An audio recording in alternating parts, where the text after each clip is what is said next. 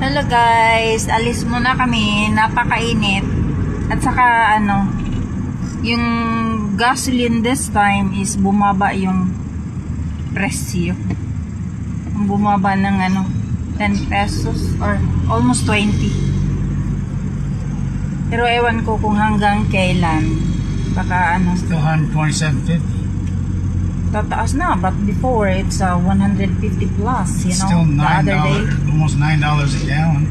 Yeah, It's ridiculous. still expensive. Still more than 2 times what it used to be. Still 150% of what it used to be. Mahal. Sana babalik na sa sa dating presyo, you know. Naghihirap ng mga tao, lalong-lalo na Pilipino, kahit sa ibang bansa, di ba?